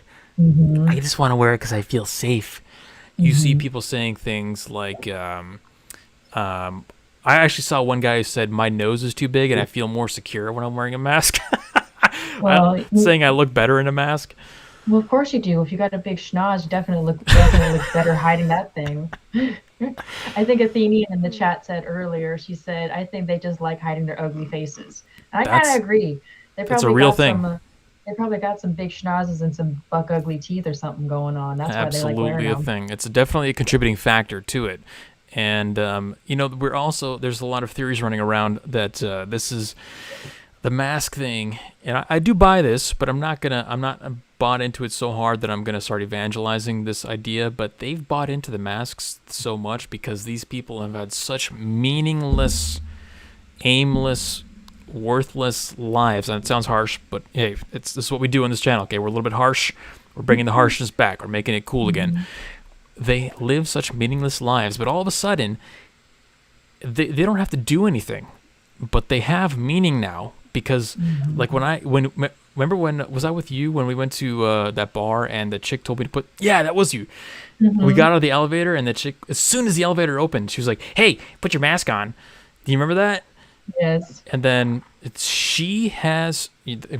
gave her purpose. It gives these people purpose. It makes them feel like they're actually accomplishing and achieving something in their lives, whereas previously they had zero. They had nothing. These people are absolutely trash. They weren't doing anything. And nobody would take her seriously before the mask mandate, and now that the mask mandate is there, people are like, "Oh, she's authority. I could get kicked out of this place, so I'm going to comply to this shrimpy little chick that has absolutely no bearing on my day-to-day life." Exactly. No, and she loved that. She's going to miss that. She's going to try to cling to that as much as possible. And if you weren't, I'm one of the rare ones where my rule was, and anyone who hangs out with me can attest to this, I don't wear my mask until I get yelled at. He doesn't, yeah. I never put it on until I get yelled at. And then I'm not one of those guys where I'm like, oh, yeah, no, well, you know the COVID's a fake. I don't do that. I just say, oh, yeah, no, sorry, I forgot. Because I just don't want to wear the mask. I don't want to make a scene. I don't want to be a tough guy. I just don't want to wear the mask. And you wouldn't understand how much people love the authority unless you were one of the people like me who have been accosted in every type of environment where people who are just normal Louis in real life, they have nothing in their lives going on, but as soon as they see me without a mask on, they feel so much empowerment. They're like George Washington, on the boat with the knee up on the thing, going across the river. You, sir, put your mask on! Yeah. And they feel the authority of God behind them. Yeah, well, it's funny because that night that we went to that bar, remember we were downstairs waiting in line to get seated, and the dude, as soon as we walked in the threshold of the bar, the guy, the maitre d', who was wearing roller skates and a button-down shirt that was open with his bare chest out into the world, had the nerve to be like, "Hey, sir, can you put your mask on?" to Jeremy, and Jeremy's just like, looking at him, I'm like, just do it. He did. He's like, yeah, fine. Did it. And we walked to the elevator, took it off in the elevator, went up the elevator. As soon as the elevator door opens, the chick comes out. She's like, "Sir, put your mask on." And it's like, really? Another one of you? Come on now. What's up, Luke? We got a new guy in chat. Luke, guys. Everyone say hi to Luke. He's new. He says, holy crap, younglings that aren't brainwashed. I think I discovered an endangered species. Yes, you did, sir. We are. Yeah. This is the 1%. You're now in the 1% chat. 1% YouTube channel. Hit the subscribe button. Make sure come back on Tuesday. This is a good. We're at the halfway point, so it's a good time to do our standard shilling here. We are live every Tuesday and Saturday at 7 p.m. PST here on YouTube.com/Weekly Narrative, and when it's working, you can listen to us on the Stereo app. It's called Stereo on Android or iOS. We did just get banned from it about half an hour ago, so we're banned for the night. So we're not going to be able to. We'll be back up on Tuesday. But yeah, they kicked us off right as soon as we started talking about Costco and Starbucks and all these big companies doing the unmasking. And as soon as we started doing that, it was Dunzo with Stereo. That's right. So that was unfortunate, but not unexpected. So let's. I really do love getting to talk to people, though. I hope we don't get banned permanently off there. I don't know. You might. I probably will still be able to. You'll have to host it. I'll have to be the host. We'll find ways around it.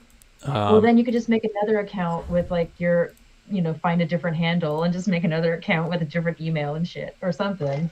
Or maybe I'll find a way around it. Use your work phone. I'm a cybersecurity expert. Okay, I'll find a way around it. This is some new app. I'm sure I can exploit it. Now, we were talking about COVID fear-mongering, and that was a good segue into what I wanted to talk about with this brand new study that just came out. It was hilarious. Yeah. Hilarious and stupid. Let me switch over to the browser window here. So I mentioned the COVID heart stuff, where there was previous information in the last year that's come out about, COVID heart. COVID really affects your heart and it gives you long-lasting problems. We went over a study last week that talked about the fact that was not the case. there was yet more data and another article that we're going to talk about maybe that further debunks that with some brand new data as well on top of that. But to demonstrate to you my point in saying that those people who are demanding you wear the mask in the Costco are brainwashed by the fear-mongering, I'm going to show you exactly one example of that. Brand new, straight out of the box, shiny, and hilarious. COVID-19 can infect penis tissue and could lead to erectile dysfunction, says a new study. And this is pasted all over Sky News. So let me pull up the result of this. So what happens is a study will come out like this that has a sample size of 4. Four. Not 4 million, not 4,000, not 400,000. A sample size of 4 people who were between the ages of 65 and 71. 4 people who were already going into the doctor for erectile dysfunction surgery. So they already knew they had erectile dysfunction. Only 2 of them had COVID. So in reality, we have a sample size of like basically 2 people. And they're saying that now COVID-19 can infect the penile tissue and could lead to erectile dysfunction. And what is the result of one study that's terrible, it's trash, being covered by a mainstream media outlet that comes out? What is the result of that? Well, it's this right here. Now people are like even more scared. All the dudes are scared for their wieners. Yeah, well, it's check out the results. If you go to like a news search, this is on DuckDuckGo. And DuckDuckGo is better than Google, but still look at the news articles here. We've got 1, 2, 3, 4, 5, 6, 7, 8, 9, 10, 11, 12, 13, 14, 15, 16, 17, 18, 19, 20, 21, at least 21 outlets covering this story. And we're talking about Sky News, Yahoo, Daily Mail, The Sun, Daily Express, like, standard outlets that you would normally get your information from. So what happens is one stupid little study that's absolute trash will come out, like those hard studies that were bogus back in 2020, and then everybody wants what? They want clicks. So, oh, dude, check this out. New study just came out. It says COVID can be in penile tissue and it gives you erectile dysfunction. I'll write a story real quick, huh? And then it gets spread across all the media outlets. It just spreads like wildfire. This just came out like 4 days ago, and it's already on over 20 outlets, and this is just on DuckDuckGo, and DuckDuckGo admittedly is pretty garbage when it comes to looking at news and stuff. So if I went to Google, you'd probably see even more search results. But but look at what the inside the article itself. Look at what they say. The co-author of the study says this was, quote, yet another reason that we should all do our best to avoid COVID-19.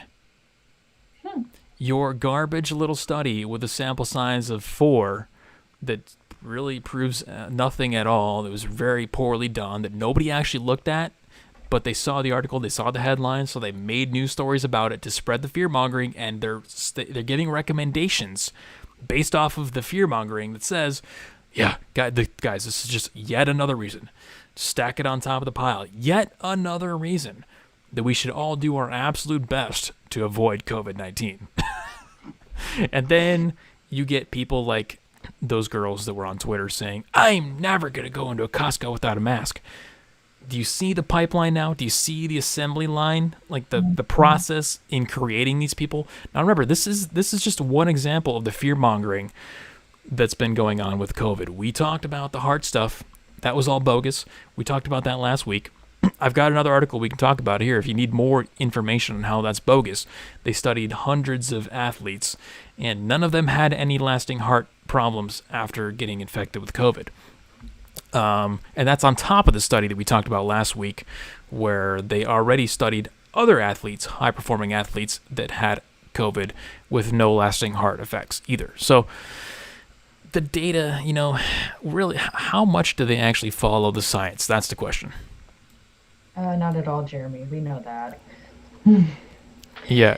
Mitch Connor says the 2 guys are probably 70 years old. Yeah, the age range for the people we're talking about, the sample size of 4, It says right here, they were all between the ages of 65 and 71 and of Hispanic ethnicity. Oh, that's a very diverse sample size. Yeah, no, solid study. Definitely is representative of the entire population. And then they just make broad general statements like erectile dysfunction could be an adverse effect of the virus. Is there anything that isn't an adverse effect of the virus at this point? I mean, they've literally added every single thing possible to the list of symptoms to this thing, to where if you have a stomach ache, oh, you got COVID. That's a long hauler. You got a stomach ache 6 months after you got COVID?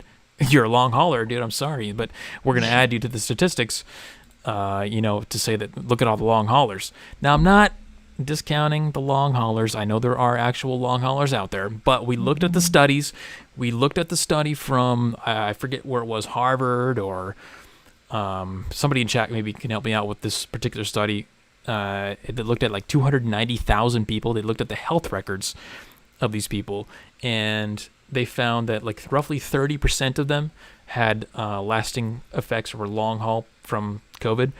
And if you look at the data, I couldn't find the actual study, but I do remember looking at this. If you look at the data, pull it up and actually look at the data, don't just read the headlines, you'll see that about 27 to 28% of that 30% number makes up not like tachycardia, not brain hemorrhages, not retardation or nothing like that.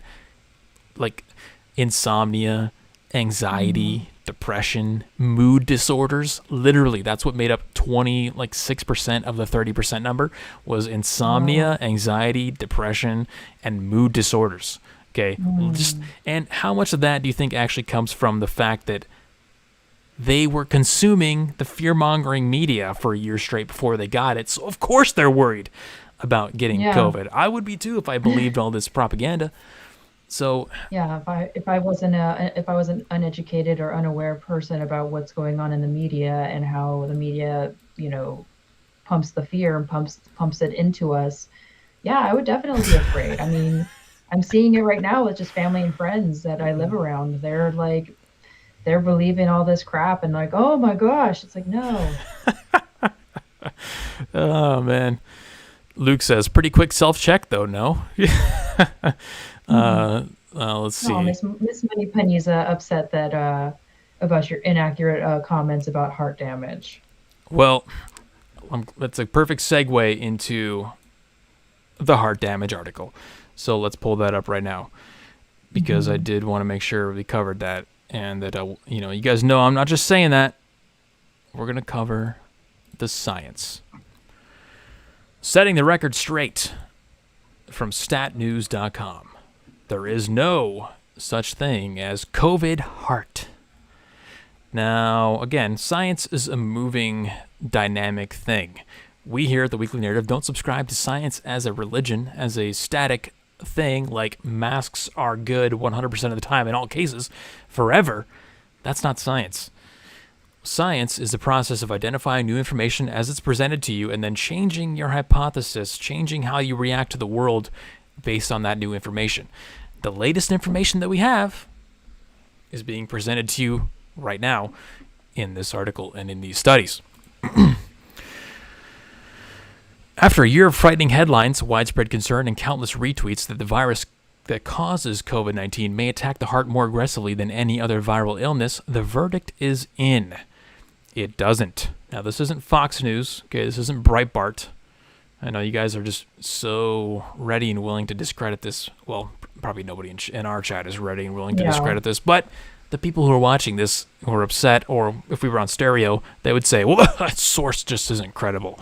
But this was published in the JACC journal, the Cardiovascular Imaging Journal, and they made the verdict blatantly clear. This was just published last week, okay? So like I said, hot off the press. An early report that set in motion fears of a COVID heart disease connection was published in JMA Cardiology on July 27, 2020. German researchers claimed that 78% of recently recovered COVID-19 patients had abnormal signs on their cardiac magnetic resonance scans, and 60% showed signs of inflamed heart muscle, a condition known as myocarditis. Those astonishing numbers were covered in nearly 400 news outlets. The exact same phenomenon that we just displayed with the erectile dysfunction thing, okay? So this is a repeatable thing. They know that they can put this information, the science, out in the public, and then the news outlets will just eat it up because any bad news is money, equates to clicks, right? CNN had chyrons that said death surge in New York. I mean, come on, people. You know they love bad news. The report, that Heart Report, has been viewed more than 900,000 times, which is a rarity for academic papers. Soon after its publication, however, the paper was criticized for its statistical and methodologic errors.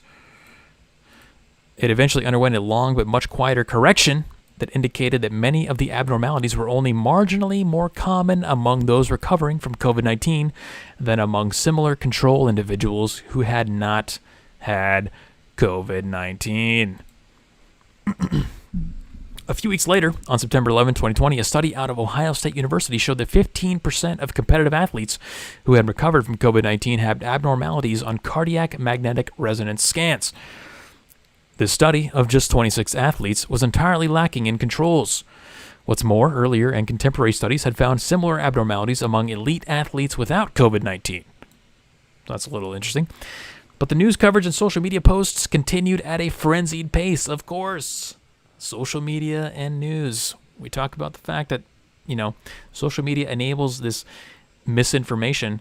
Ironically, the left is the one always crying about misinformation, but it seems more often than not they are the ones spreading misinformation at the lightning pace that it is. Covington kids, for example, they can't even watch a full 1 minute video before spreading the fake news on social media and having it spread like wildfire.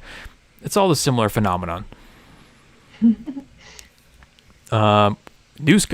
College sports nearly stopped, and people with mild or even asymptomatic disease sought out cardiac magnetic resonance scans, and some physicians even recommended having them. So the doctors themselves were changing their behaviors and their recommendations and their actions based on basically just the media coverage of this and not the truth itself. That should be scary. That should wake you up a little bit and say that we don't really, as much as we love to say we love science and we operate based off of science and follow science, we really follow the media. And that should scare you guys. Scares me for sure. What up, Synergy? He says he's drunk and full of sushi, beer, and sake. Hell yeah. Just be careful, man. That it's a deadly combo if you did too much. Yeah, sushi and alcohol, you got to be careful with that one.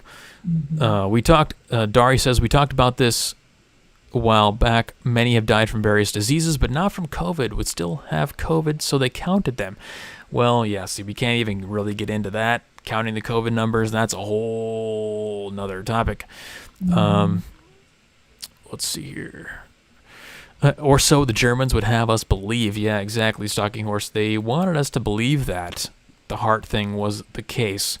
But let's continue on here with the article. I want to show you guys how they basically debunk this. Luckily, it's not too long. The question raised by two reports wasn't whether SARS-CoV-2 could cause myocarditis. Doctors have long known that viruses can cause heart inflammation and sometimes even lead to congestive heart failure and sudden cardiac death. The concern was that SARS-CoV-2 had some special proclivity to harm the heart. Over the ensuing months, numerous research groups published studies that refuted that early concerns and provided reassuring evidence that SARS-CoV-2 had no extra toxicity to the heart, though they did little to dispel the public idea that it did. It doesn't even really matter at that point, right? Once 400 media outlets have gotten hold of the story and they've spread it and social media has spread it, you get ingrained with the idea, and you're less likely to change once you've been ingrained with that idea. Like masks work, or masks protect me and not you, things like that. In January 2021, University of Wisconsin researchers studied 145 student athletes who had COVID-19 and found myocarditis in only 1.4% of them, none of whom required hospitalization. In March, a group of sports cardiologists reported on nearly 800 professional athletes who had tested positive for COVID-19. This was the study that we talked about a couple weeks ago. Less than 1% of those athletes had abnormal findings on cardiac resonance scans or stress echocardiography. None of these athletes had cardiovascular trouble when they returned to play. No, actually, I think this is the one we talked about, the 19,000 one. In April, another group of authors published a series of 19,000 athletes who were tested for COVID-19. About 3,000 tested positive, most of whom underwent basic cardiac testing. Reassuringly, less than 1% of these workups yielded abnormal findings, and just 21 of the 3,000 had definite, probable, or possible cardiac involvement based on lab testing and cardiac imaging. And only 5 of the athletes required hospitalization for non-cardiac complications of COVID-19, and 1 had a successfully resuscitated cardiac arrest that was deemed not related to COVID-19 because a heart scan done as part of the evaluation showed no evidence of myocarditis. So that's 1, 2, 3 studies that show no myocarditis in COVID patients, and then this is the summary of why that original German study was flawed. The German report that sparked the hyperbolic messaging was tweeted by more than 19,000 accounts and covered by nearly 400 media outlets. An opinion piece in the New York Times by cardiologist Hader Warich titled "COVID-19 is creating a wave of heart disease." See, that's the kind of stuff that gets you. The headlines like that. COVID-19 is creating a wave of heart disease. That scares you. I mean, it probably scared me when I first read that for the first time, too. Well, it's not like the heart disease wasn't already there to begin with. Well, yeah, we don't want to talk about that. If not for public critical appraisal from Mayo Clinic cardiologist Michael Ackerman, the 2020 college football season might not have happened. We can only speculate on the reasons for the failure of science communication. Fear is likely a contributor. As doctors who care for people with serious illness, the three of us have witnessed firsthand the way fear shreds rational decision-making. The panic-injected fear in big doses. And it stems from more than the virus's high death rate in older people or its ability to spread rapidly and collapse healthcare systems. The most fear-inducing aspect of COVID-19 is its unpredictability. Many wonder, could I fall ill tomorrow? So I think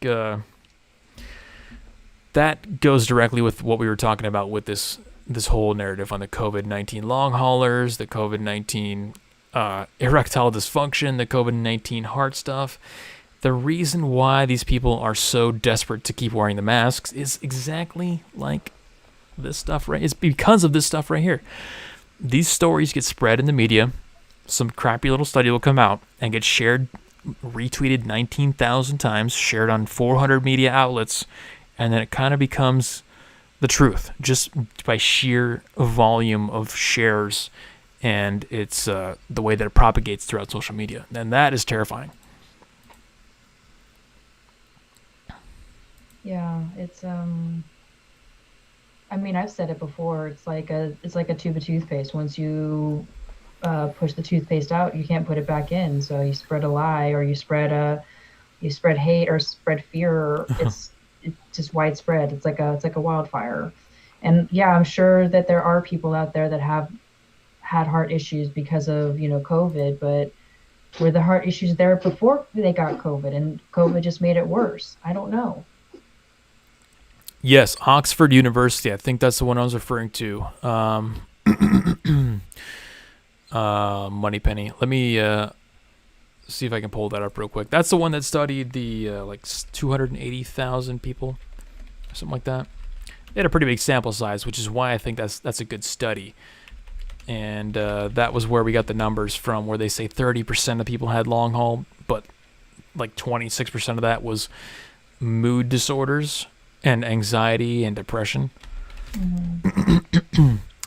Yeah, I mean, it's just, you can always find anecdotal stories to anything to, back up, to refute what anybody's saying. But for the most of us, the young, healthy, regular folk with no underlying health conditions, this is not going to help us get better or get stronger or, find ways to adapt and overcome. It's just going to scare people into staying at home and wearing masks and not actually living life. Kizza says the sheep follow the shepherd. That is the media, and that is the case. And Dari was asking the question, which I think we just answered. He said, let's see, where do he say? He says, he said the science now says that wearing a mask is not necessary. Why don't people follow science now? Well, I think we've now sufficiently answered that question, which is exactly why I wanted to talk about this process, because we see people seemingly reacting irrationally to the CDC's new guidelines. We see people acting irrationally to Costco opening up, Costco not requiring masks, other stores not requiring masks. And we have to ask the question, we need to understand reality, because we do love science. We actually love science here. We need to understand reality. So we have to figure out, why are they so irrational? Why do they resist this? It's because they've been pumped full of this fear for so long. Okay, so you shouldn't be angry with these people. You shouldn't hate these people. You need to realize that these are hyper feminized people who are, like Giza said, completely following the media. They have been bought hook, line, and sinker. Everything they've been told since the pandemic began. They're in a state of mental illness. Okay, that's where they are. They don't know what reality is. They just operate based on whatever they're told from the media, and it's going to take a long time for them to open up, if they even come back around from that. And I think we're actually going to enter a state where we're kind of like Japan, where some people just wear masks pretty much all the time, or when they feel like they may be at risk for getting something, or they just have a little bit of cough, their throat feels a little sore, they're going to wear a mask. I mean, the masking is definitely not going away anytime soon because of the fear. It's not based on science. If it was based on science, they would all look at the CDC guidelines that just came out, and then tomorrow when you go outside and you go to Costco, nobody would be wearing a mask in Costco as long as they're vaccinated, hypothetically. And we know that's not going to be the case. It's been highly politicized and highly pathologized. I think Japan is going to be the model. Like, if you feel like you're at risk of getting sick and dying, wear the mask, fine. I'm not going to think you're a weirdo for wearing a mask outside anymore, I guess. That's what we come to. That's going to be the interesting thing to watch now. Is going to be the dynamic between the non-maskers and the maskers. So previously we were in a state where the maskers were shaming the non-maskers, right? Like, people would they love to just yell at me anytime I go out in public. Yeah, put your mask on.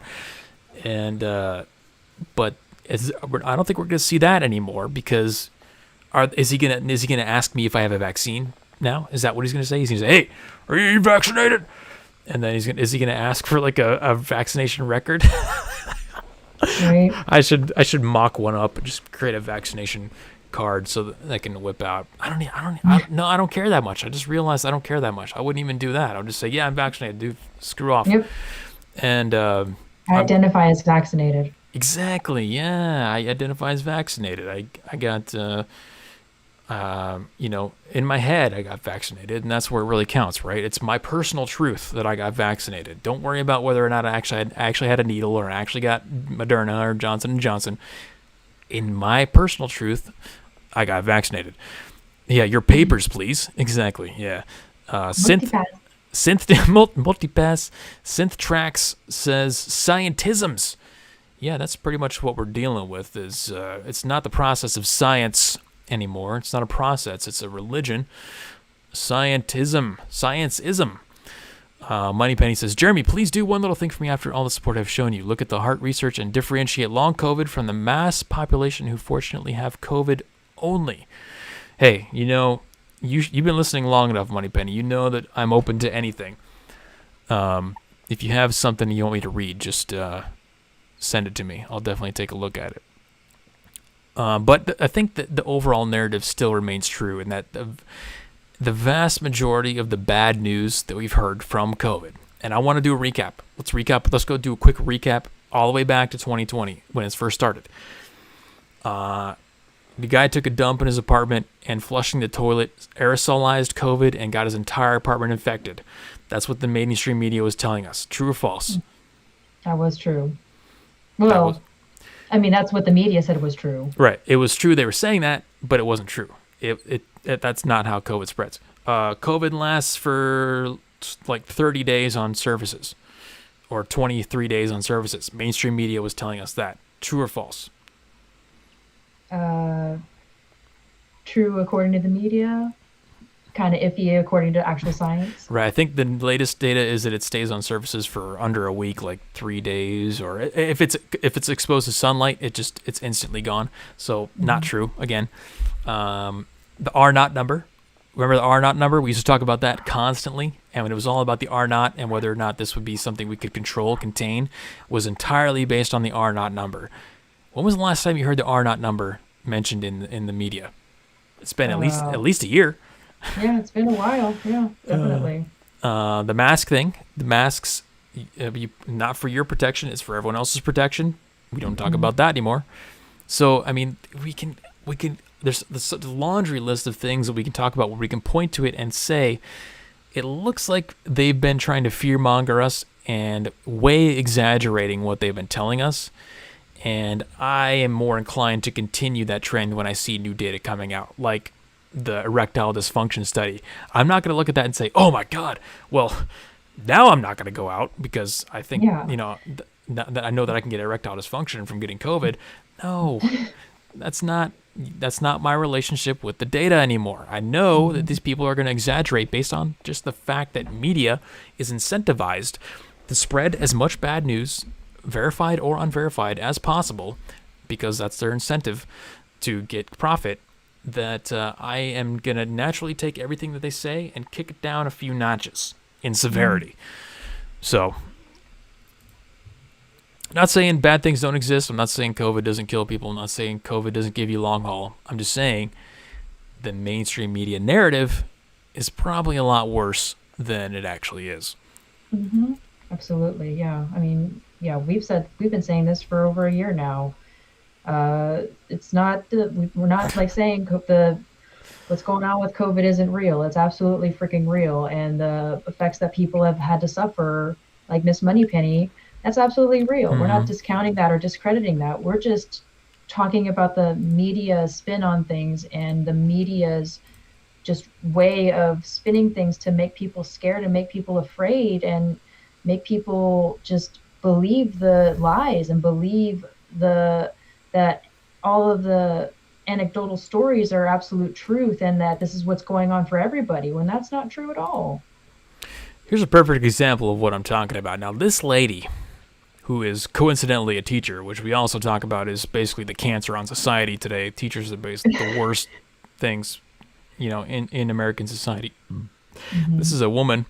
And now that we're on YouTube only, I can actually share the video because the stereo people I don't have to worry about the stereo people not hearing it. So let me switch over to this. You guys are going to love this. This is somebody recorded a teacher in a classroom berating one of the students because he wasn't wearing a mask. So let's. I saw this video. Yeah, you guys may have seen this. Let's check this out. I don't care if you're vaccinated, you little dink. Okay. I don't want to get sick and die. Okay. There's other people you can infect just because you're vaccinated. You know what? You're not a special person around here. You should hear about how everybody talks about you. You're a jerk. You should hear about how everybody else talks about you. Like, she's taking it way off the COVID thing. She went long. She's been waiting to find a reason to attack this guy. And if you if you see him in the background, you can tell he's not fat. He's not like a purple-haired freak, right? So he's probably just a normal kid, just a normal white male. And we all know who, public enemy number one is in America right now, right? It's the white males. White males. Mm-hmm. And the real public enemy number one is the teachers. So nobody hates white people more than teachers. I don't know why, but we know why, because they're fresh out of college. They got indoctrinated in their university programs to hate white people. Now, this woman's a little bit older, obviously obese, and she is admitting, I think it's funny that, number one, she admits that vaccinated people can still spread the virus. She kind of that's a little accident on her part there. She's not supposed to admit that, but she's also kind of tacitly admitting, I think anyway, a lot of these people who complain about this stuff, they're old and they're fat, and she's telling a skinny, healthy person to change his behavior to suit her needs. Again, going back to the authoritarian trend that we talk about. So I just thought that was hilarious. Let's continue on with the video here. I don't care how people You're a jerk. Okay? And you I need feel to bad have for this respect kid. for other people in your life. I do. You're not a big man on campus. You're not a big man on campus. And you need to have respect for other people in your life. Yeah. Well, What about respect for him? Like, what about respect for him and his choices that he doesn't want to wear a mask because he's vaccinated? Why don't people respect his ability and his right to choose? yeah, Kizza says this is why teachers' unions should be scrapped. Well, yeah. I think she got put on administrative leave after that, but yeah, teachers. Yeah, I think everyone in this chat at least knows that teachers are probably the worst thing in America right now. Is it a high school teacher or a college teacher? Let me pull up. Poinet. Okay, so I'm thinking that it is high school. Yeah. It's involving a high school student. Yeah, the kid looks about high school age. Yeah, he looks like he's 16, 15, between 15 and 17, I would say. Mm-hmm. And another thing I want to point out real quick is we're going to see a lot of this, as I mentioned already. This is David Hogg tweeting, I feel the need to continue wearing my mask outside, even though I'm fully vaccinated, because the inconvenience of having to wear a mask is more than worth it to have people think that I'm not conservative. Or, yeah, so... To have, people not think I'm a conservative. Yeah. Mm-hmm. And he says, I feel like this is something you can especially understand if you're in a very liberal area where 99% of the people you see are wearing masks. Yeah, well, are you following the science anymore, David? I don't think you are. The people who are not wearing the masks outside are actually closer to the CDC guidelines, and, we're going to see kind of a shift in the narrative and the societal interaction between the masked and unmasked, and that's where it's going to get interesting. I can't wait to see how that turns out. That kid should have told her to put down the donuts and run on a treadmill. Maybe lecture me on health. Yeah. Well, I mean, these are the same people that they love the Krispy Kreme free donuts for the vaccination. They're all fat, they're all obese, they're all unhealthy, they're all mentally ill, and they're trying to lecture us, the healthy people, on how to live our lives. Speaking of health-wise, the irony is beyond measurable. Let's just say that. Mm-hmm. David Hogg is a business genius, says PJ Fan. Isn't David Hogg the guy who tried to start a competition pillow company to the MyPillow guy, and then he gave up after like 2 weeks? He's like, I think maybe. I don't know. I only know that he's that loser that just wants to get rid of all guns because of Parkland and all that garbage. When I'm pretty sure that after he said that, a lot of people went out and bought guns. So yeah, I'd say he's a business genius, including leftists and liberals. Gun sales went through the roof. Let's see. Mitch says, years from now, mask wearing is going to be a trend to show how woke you are. Not even years from now, in like 2 weeks. Yeah. Well, that's why I'm saying this is going to be interesting, because we got to watch and see what happens. It's going to be entertaining for sure. Synthtrack says, I'm not even that healthy, and I don't want dumbasses telling me what to do. Yeah, exactly. That's the thing. Even if you weren't healthy, still, don't tell me how to make my decisions. Mm-hmm. Now, keep in mind that these are the same people, the fatties and the chronically ill people who advocate for universal health care. They want you to pay for their medical treatments when they have to go to the hospital for their chronic illnesses, like being obese, which is in 99.9% of all cases a choice.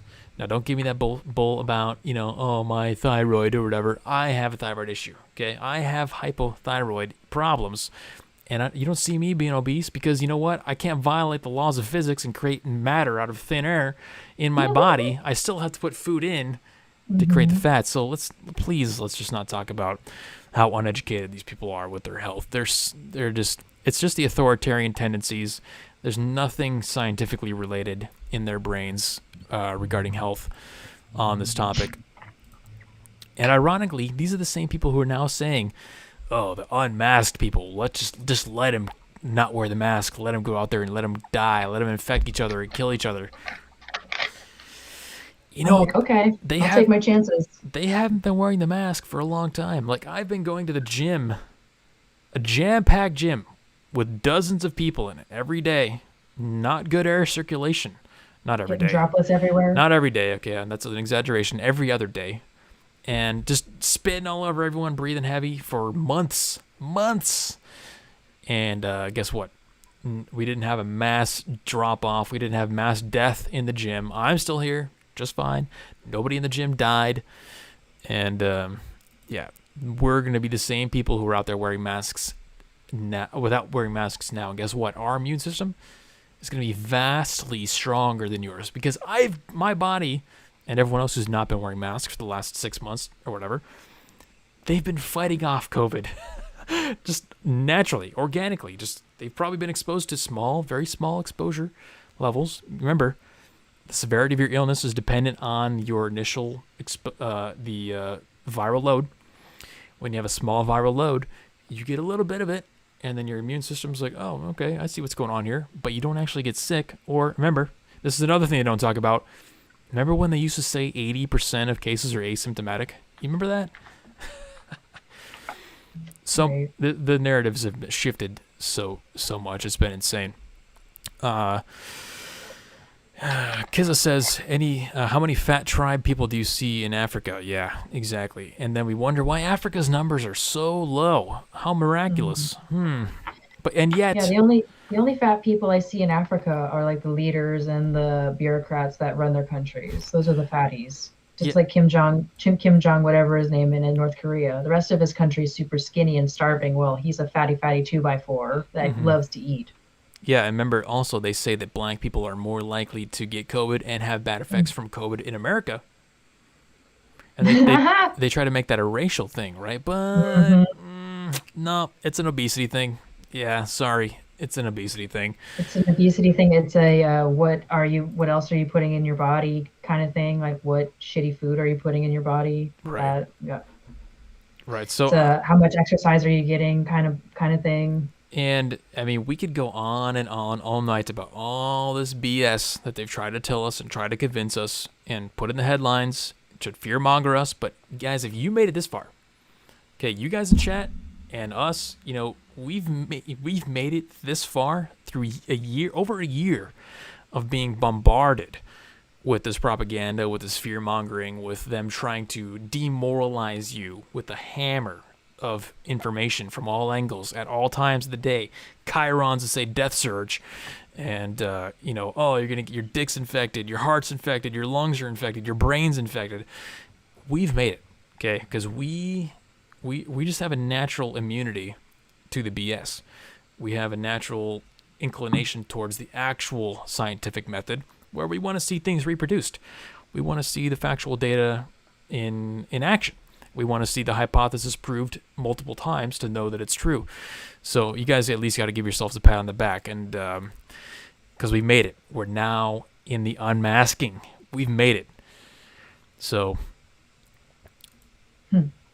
Gary says, I'm surprised you haven't talked about the big push for reparations to black people across the U.S. We actually have covered that a couple times, Dari. It's such a nebulous topic though, because as far as I'm aware, nobody has actually proposed any legitimate, you know, like, hey, this is how we want reparations. And you know what? Here's the weekly narrative take on the reparations. They can never define reparations ever, because if they do, then that means that we have a completion opportunity. We can fulfill the reparation request, and you can't ever do that because they need it to be a perpetual thing where they can continue asking for you know, reparations over time. They can never give you a way to complete their request. So that's the weekly narrative take on reparations. Yeah, I remember seeing an article about reparations in Chicago, and how they were going to fund it. And they said that they were going to fund it by all of the tax money that they earned with legalized marijuana. And what I found hilarious is like, oh, who is going and buying legal marijuana and legal, weed at weed shops? A lot of them are, people of color, black people, brown people, and white people. So basically the black people in Chicago are funding their own reparations through buying weed legally. Okay, that's one way to do it. And here's how, if you want, you got the weekly narrative stance on reparations. You want the weekly narrative solution for reparations? Here it is. And it's easy in a nutshell. The way to make everybody happy and fulfill the reparations argument is to destroy teachers' unions and offer school choice to every child in America, because the school teachers' unions and the public education system is the number one source of systemic racism in America right now. And if you fix that, you would reverse all of that. So there you go. Now you have the stance and the prescription on reparations if you want that from me, although, I'm not much of a prescriptions kind of guy. Yeah, I just thought it was hilarious and even here in California, they talked about like starting a council to figure out how to get reparations going. And I was like, okay, so it's just, we're throwing money into something we talked about that. Never going to yield anything. Yeah, stupid. That's the whole point. That's the trap that they want to get you to fall into is, let's do reparations, but not define it. So not define it, not give you a number. Because I remember we got in an argument, a discussion on stereo with some people about it, and you were trying to get the guy like, how much do we owe? Like, how long are we going to give it? How long are we going to give these reparations out? Who are we going to give them to? Because there's many people that were oppressed back in the day, not just black people. So who gets it? How much? And for how long? And the guy couldn't answer. Speaking of reparations, we got some interesting news out of CNN the other day. You guys may have seen this. Don Lemon is canceling his show, CNN Tonight with Don Lemon. That's right. Now, I know what you're thinking. You're thinking, yay, this is great, because Don Lemon is one of the primary purveyors of racism in America, which is true. He is. If you were to display a pie chart of all of the major sources of racism in America, Don Lemon and CNN would be a fairly big slice of that pie. But let me give you my take on this. First of all, he's not being canceled off of CNN. He's simply canceling his show, CNN Tonight with Don Lemon, and he's going to be creating a new show. Now, we all know let me set the stage. We do know that CNN and every other leftist media outlet has been suffering in ratings massively since Trump left office, because they are all, based off of Trump Orange Man bad. That's the main source of their income. They don't have the Orange Man around anymore, even though they love talking about January 6th as much as they can still to this day. 5 months later, they won't stop talking about January 6th. They're still clinging to the last remnants of Trump, and it's not working. So, what's going to happen? Here's my prediction. Get ready. Don Lemon is canceling his show because he is going to be creating a new show that is more openly opinion-based, so that he has more leeway, he has more freedom to say really racist stuff and give more opinion and not have to act under the guise of professionality, act under the guise of journalism. It's probably going to be a lot more personable. It's probably going to have a guest. Maybe he might actually guest with Chris Cuomo, because they've got kind of good chemistry when they do the show handoffs and stuff. But the point here is to further opinionize the commentary from Don Lemon, because CNN Tonight with Don Lemon, as much as it is opinion and as much as it is just pure like racism, pure, it's not journalism at all, but it's still kind of under the disguise of journalism. They are going to move it to a format that does not have those expectations. They're going to move it to a format where he can just say basically whatever he wants, kind of like an unhinged Don Lemon unhinged type of thing. Because, he said some really crazy racist stuff in the last year. Oh and yeah. they I think they want him to be able to say more of that, because that's when he gets the shares, that's when he gets the likes, that's when he gets the views, and they want That's to when all the black people go, ooh, talking crap about other races. Yeah, let me get in on this. Let me tune exactly, in. yeah, or mostly just the white guilt people, but yeah, no, same principle. They're Breaking in all those racist books. The white guilt people and the black racists. Come on in. We got you both. exactly. I think that's what they're gonna go for with this. What do you guys think? You think about that? You think that theory is sound? Because he's not getting canceled, unfortunately. That would be ideal. But I think he's just going to move to a more highly opinionated kind of format where he can talk mad racist garbage and get lots of views. So he's still going to be on CNN. Yeah, he's just going to do a new show. Okay, well, I'm not going to tune in. So. Yeah, that's the thing. I don't watch him anyway. I just see the clips. Anthony says the lemon that assaults men in bars. Ooh, Yeah. yeah. I mean, we don't want to bring that up because anytime it's anybody besides Trump, it never happened, or like we just push it under the rug. But when it's somebody that accuses Trump, it's the headline of the week of the month. Exactly. Let's see. He has more material. Trump is not. He has no more material. Trump is not president. Exactly. Yeah, that's the point. So he's going to move to something where he can talk about stuff, where he can, get the rage built up and still get the views. Stalking Horse says, call it the Kingfisher Report. Yeah. Well, so I just thought that was interesting. We can see, we've been talking about the fact that these media companies are dying off and that changes are likely coming. And now you can see the result of that. So it's not really like a prediction come true for us, because it was, it's in the numbers. You could see it coming. So I'm not going to give myself like a pat on the back for that, calling that in particular. But I will set out a new prediction in the format of the new show, and you guys can judge me on that. I mean, that's a pretty good prediction. We'll just have to wait and see what he comes up with. Or maybe like the network's going to listen to what he has to say and go, oh, I don't know if we'll sign off on that, Don, but, here's your script. That's the thing. It's a script, because Don has said things that are, by today's standards, entirely off script previously. Like back in 2014 or 2015 when he was telling black kids to, like, not sag their pants and stuff like that. Like, he knows what's going on. He's just trying to make money, and I can't fault him for that at all. It's not really Don Lemon saying this stuff. It's not Don Lemon perpetuating racism. It's CNN doing it for the money. So in that respect, props to Don Lemon. He's making more money than I am, so I can't talk too much trash.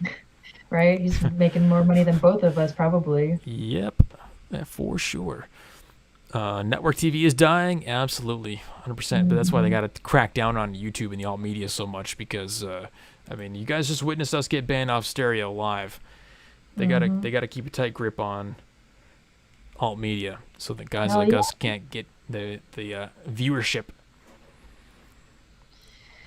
Yeah, well, they don't want us to be talking because we're not following the narrative that they have put out. Anybody that has a different idea or a different thought, they just want you to be silent and just keep it to your small circle, or just keep it to other media outlets or other platforms. Stalking Horse says his audience is only a little bit bigger than yours. Just a little bit, just a smidge. He's got like 10 million. We've got just 1 million. So. Banned again. Yes, thank you, Osis, for that correction. That is our second ban from stereo. For the night. Speaking of the narratives that nobody else is talking about, one of the narratives that we talk about here that nobody else talks about is the Chinese superiority narrative, right? And we have one quick story to end it on. More of an interesting scientific, I guess everything we've talked about today has been scientifically speaking, but this is Mars related. Now, this was a shock to me. I had no idea. And I think that was intentional, that China was sending a Mars rover up. Did you know that? No, I had no idea. Yeah, well, they didn't just send one up. They landed one. Hell yeah, good for them. About time. So China landed a Mars rover, and the reason why I think this story is interesting is because we talk about how the fact that China and America are competing with each other, and that they are likely going to overtake us in the long run. But if you don't land a rover on Mars, I can't take you seriously as a scientific military superpower. But now that they've landed one, I have to take them seriously. This is from Boston.com. China's Mars rover lands on the red planet. Did you guys know this? I had no idea. Until Friday, the China National Space Administration had said little about its plans for the landing, in keeping with its usual secrecy involving operations. So there is a bigger narrative here that I'm going to talk about. It's not just about the rover. The rover is interesting, but there's a much more interesting narrative behind the rover and behind their secrecy that I want you guys to think about in relation to all this Chinese stuff. A Chinese spacecraft ascended through the thin Martian atmosphere and landed safely on a large plane on Saturday morning, state media reported, accomplishing a feat that only 2 other nations have done before. The landing follows China's launch last month of a core module of new orbiting space station and a successful mission in December that collected nearly 4 pounds of rocks and soil from the moon and brought it back to Earth. I didn't know they did that either. I haven't been paying enough attention. So they actually successfully brought stuff back to Earth? That's cool. They got moon dust. Hell yeah. Good job, China. Next month, the country's space program plans to send 3 astronauts back to space, inaugurating what could become a regular Chinese presence in Earth's orbit. So Space Force. Yeah, that's the thing. So that's the second thing I wanted to mention. The military superiority. We are now in a legit space race, people. That's what this represents, okay? And I've heard some people already suggest that we need to send like a military-style drone up there, just in case, like on Mars. If what if they try to do like robot wars with our drone or with our rover up there? You know what I'm saying? They try to roll up to the U.S. rover and pull out the flamethrower on it or something. But I think the U.S. rover, at least one of them, it got like stuck in the sand, and so they just left it up there. Yeah, no, the wheels just wear out over time. They're only designed for a certain level of usage, and once it's done, that's it. Now I don't think they have a. Yeah, Luke in chat says let's send a rover destroyer. Exactly. See, that's what I'm saying. We have to start. We're now fighting on 2 planets, people. How awesome is that? We at least made it to the year in time when we can say we're fighting a multi-planetary battle. Okay, I think that's awesome. That's the upside to this. That's badass. I think it's cool. Maybe it'll like be the flame under America's butt to get us to kind of match them at this point, because we haven't really been doing. I mean, NASA's been doing some stuff, but they haven't really been landing anything on Mars as of late. It's been a while since they've done any kind of Mars expeditions. No, they just landed the helicopter on Mars, remember?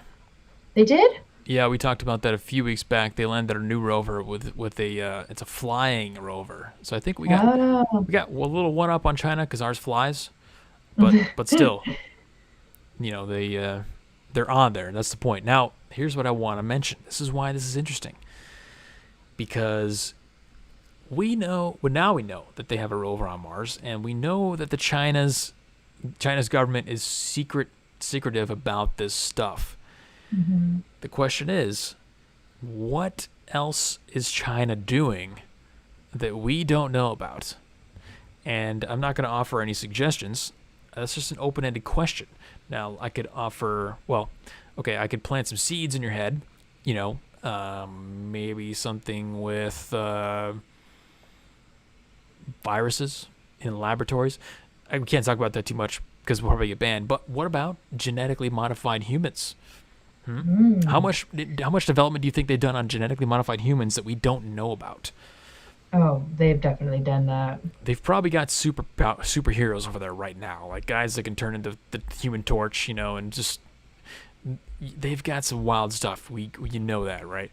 And human-animal hybrids, the kind of stuff that Alex Jones was warning us about years ago that we all thought, oh, this guy's crazy. He's talking about human-animal hybrids. Guess what? China's doing it.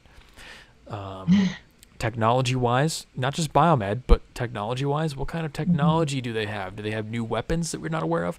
New methods of propulsion that allow them to create new air superiority? That's just I just want to plant the seeds in your guys' head to start thinking about the fact that as we're watching American universities crumble and American children be destroyed by teachers like the one that we just showed you in the video, by educational programs that emphasize equity and diversity and inclusion over achievement and meritocracy and actual intelligence, which China is doing. They're emphasizing those variables. What is the long-term outcome of that? I just wanted to, plant some seeds in the back of your guys' head to start thinking about that. Well, I think China is going to beat us when it comes to actually landing a human being on Mars and probably colonizing Mars. If this is they're already doing all this stuff and kind of one-upping us on a few things, then I think they're going to be beating us on that. Luke says, if you can dodge a wrench, you can dodge a laser beam. Hell yeah. Let's see. China hasn't been to the moon, right? Dari says, well, I don't think they haven't sent people to the moon, but they have successfully returned samples from the moon via drones and rovers and whatnot. So that's, the question is, why would you ever send a human to the moon anyway? Like, the next step in our space exploration is to send rovers, autonomous drones, robots to the moon to prepare an environment for humans to go to. Because a human could go up there right now. What are you going to do? You're going to hop around for 2 hours. You're going to pick up some dirt. And then you're going to try to come back and hope that the return craft works. We don't need to do that. We can do that with drones now. It doesn't make any sense to send people up there anymore. The next step is to create habitats, whatever the word is for that, on the moon with robots, and then send people. So. Oh, wow. Yeah, Kizza says the commies should colonize Mars. It's known as the Red Planet. Just saying. Yeah, well, maybe we're going to get like a Total Recall situation where all the mutants are on Mars. Hell yeah. Commie mutants are on Mars, and then send them there. There's certain little pieces of Mars that are like tourism destinations that you can go to that are segregated from the mutant areas.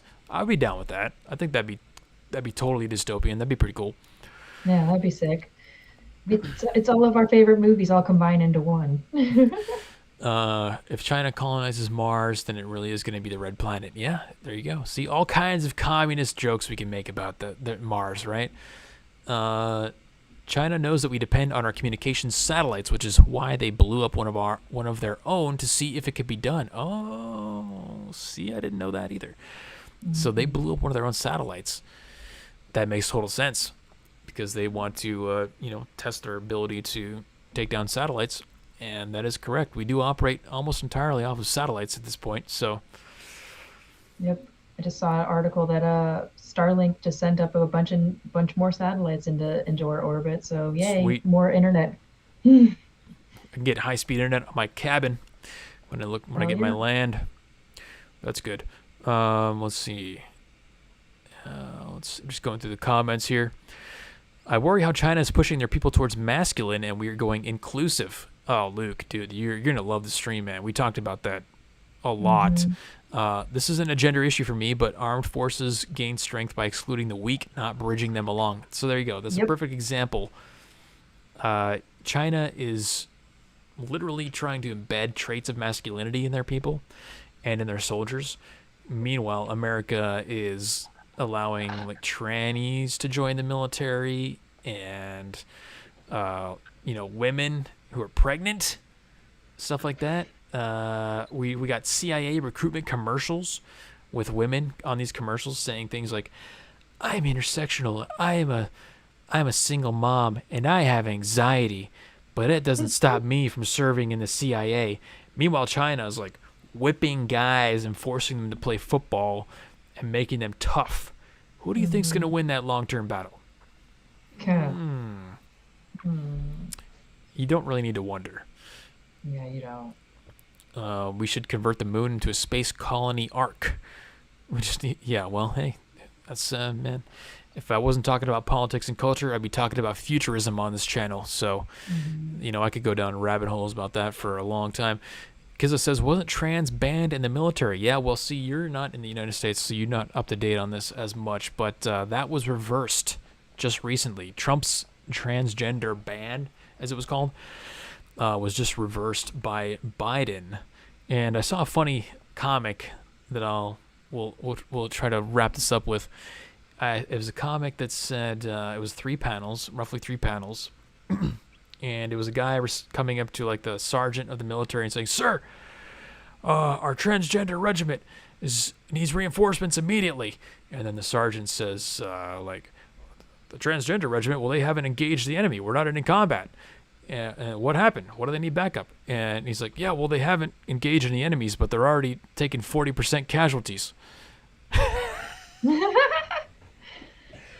And that's a mental illness joke. For those of you who aren't aware, the transgenders have like a roughly 40% suicide rate. Yep. So those are the people that we're putting in the military. Now, again, I don't care about transgender people. I care 0%. I don't care one way or the other.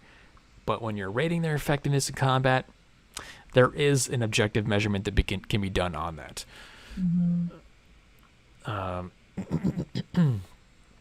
Yeah. Exactly. No mean tweets. At least we got no mean tweets, guys. We got gas prices, gas shortages, border crises, Middle East crisis, but at least we've got no mean tweets. So we let the trannies compete in a military. We have no mean tweets, but we got all of these other things. Oh, we also have that tranny that's what's the assistant secretary of health or whatever. Yeah, inclusivity. Biden's hired so many more brown and black and trannies into his administration. Yeah, those are the achievements that the Biden administration does. We got the first women secretary of whatever. Who cares? We got the first brown this. Who cares? That's their achievement list. Then they can't wait when Biden's out to flaunt that list. Like, look at all these things that we did. And that's all that's going to be on that list is we put a woman here, we put a brown person here, we put a black guy here. Ooh, wow, yeah, fantastic. As Israel is getting bombarded by bombs and our infrastructure is getting hacked by Russians because they just want to. Yep, 2 retards in a basement can cause a nationwide oil shortage. Yeah, it seems fine. Everything's fine here. But no mean tweets, and that's what matters. No mean tweets, that's right. So, that's great. If you guys liked the stream, if you like our content, you like to talk to people who actually look a few layers deeper than the headlines, look at the underlying narratives, do a little bit of deeper analysis. Make sure you give the show a subscribe, a like, all that. Subscribe button right there at the bottom. And then hit the bell too to let you know when we're on, because we're here Tuesdays and Saturdays, 7 p.m. Pacific Standard Time. There you go. I know we had a few new faces in here. I think we got some new fans, and the viewership is growing. Despite the fact that we're getting kicked off of stereo every other stream now, we're still growing in viewership. So eat it, Susan. Okay. Yeah, eat it, Susan. Eat it, whoever owns stereo. Suck it. Yeah, suck it. And you know what? If we get banned, you guys can always find us at weeklynarrative.com. That's our private community where you can suggest articles for us to cover. You can talk to us directly without the fear of censorship banning. So if you're interested in following us and getting involved, go to weeklynarrative.com and sign up there. Yes, Luke, that just answered your question right there. Luke asked if we have any backups. That is it, weeklynarrative.com. That is our locals.com site. So, all right, guys, I hope you appreciated that. It was a good one. A little rough, technical issues and stuff, but you know what? We're working through it. Brand new studio in Houston. We're gonna smooth it out, and hopefully we'll be back next Tuesday on stereo. So we'll see you back here, 7 p.m. Tuesday, 7 p.m. PST. Yep, I'll be here. Jeremy will be here. Bye, folks. We'll have a good night. Don't let the bed bugs bite. The thing. The thing. If Biden can end his speeches that way, we can end our streams that way. That's it, folks. Absolutely. All right. We'll see you Tuesday.